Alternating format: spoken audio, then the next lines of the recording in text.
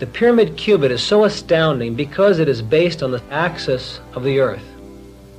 Also, exactly 100 pyramid cubits form one side of the modern British acre, computed to be 1 myriad millionth part of the Earth's surface area.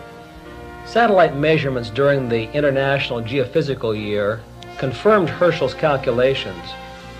Therefore, the pyramid builders knew the size of the Earth more exactly than anyone else until the last 200 years. All this and many more aspects of the Great Pyramid's construction indicate higher engineering skills than we knew possible in that age, but they indicate an even more advanced knowledge of mathematics, geophysics, and astronomy. The scientific students of the Great Pyramid found themselves confronting another question.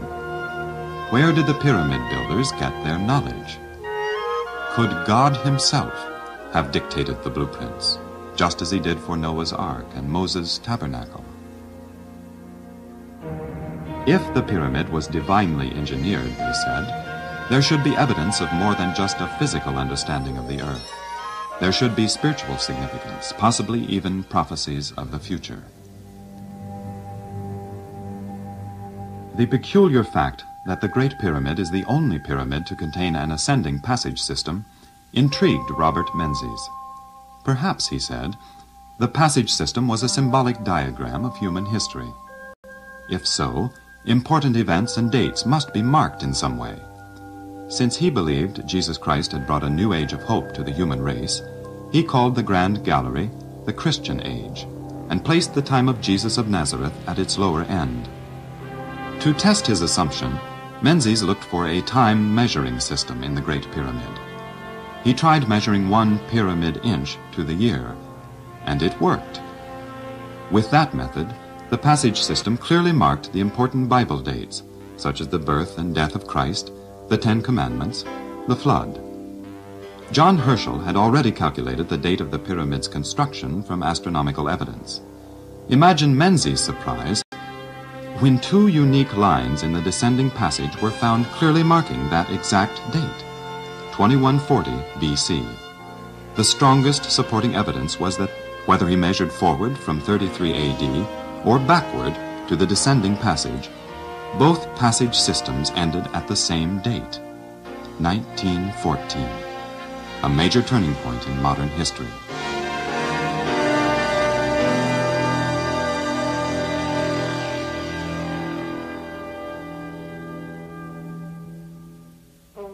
These discoveries attracted many enthusiasts to the study of the Great Pyramid.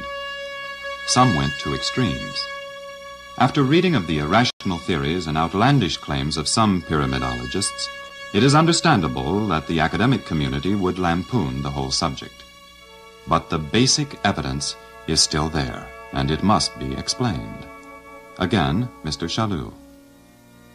Many people are impressed with the Great Pyramid because of its gargantuan size, that it's a mountain of masonry.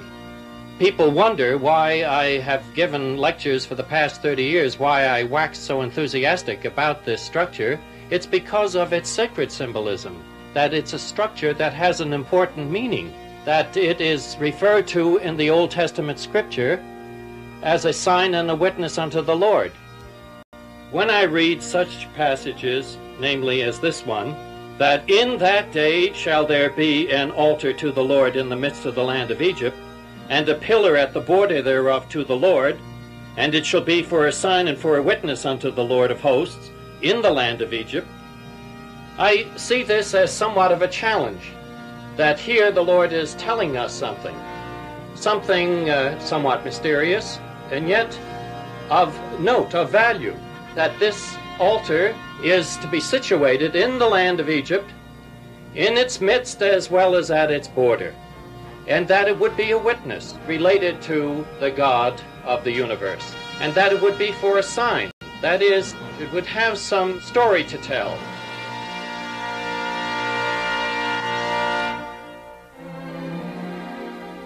The meaning of Isaiah's curious prophecy remained hidden until the last century, when mapmakers noted that the Great Pyramid, located as it is in the geographical midst of Egypt, is also at the border of Egypt in two ways. First, it was in the village of Giza, Arabic for border. The Giza or border plateau marks the boundary between the ancient divisions of Upper and Lower Egypt. Second, the Great Pyramid's diagonals mark the natural boundaries of Egypt's pie-shaped Nile Delta. This connecting link between the Bible and the Great Pyramid led investigators to look for more supportive evidence. One striking fact discovered by Morton Edgar was that the odd pyramid passage angle, 26 degrees 18 minutes 9.7 seconds, when placed on an equal projection map, exactly passes through the city of Bethlehem. The number of years from the pyramid's construction to the birth of Jesus is indicated by the distance to Bethlehem, using the base of the pyramid as a measure. Another fact: the king's chamber, with its coffer standing in its western end, is very similar to the tabernacle of Moses, which had a rectangular ark in its western end. The cubical contents of both boxes are the same. The walls of Moses' tabernacle contained 100 square cubits. There are exactly 100 stones in the king's chamber. The sanctuary of the tabernacle was entered by ducking under a veil supported by 4 posts. The king's chamber is entered by ducking under a portal containing 4 semicircular grooves.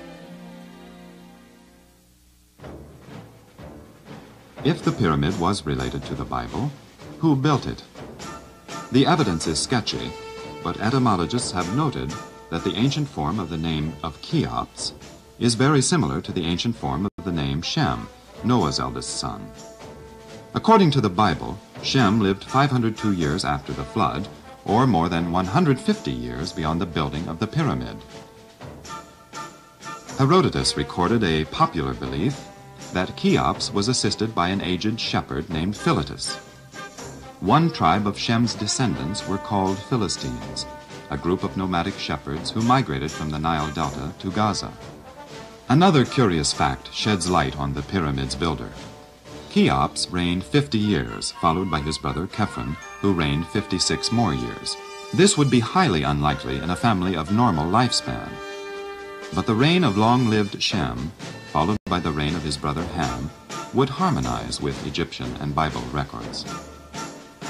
This would also agree with modern scholars, such as Lepsius, who considered the Great Pyramid to be non-Egyptian in its origin.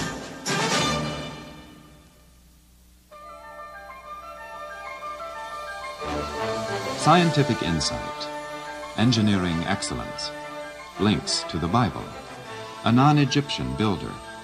All these facts led to another theory, that sometime in the 3rd millennium BC, after God told Noah how to build the ark, and before he told Moses how to build the tabernacle, he told Shem, or a contemporary, how to build the Great Pyramid.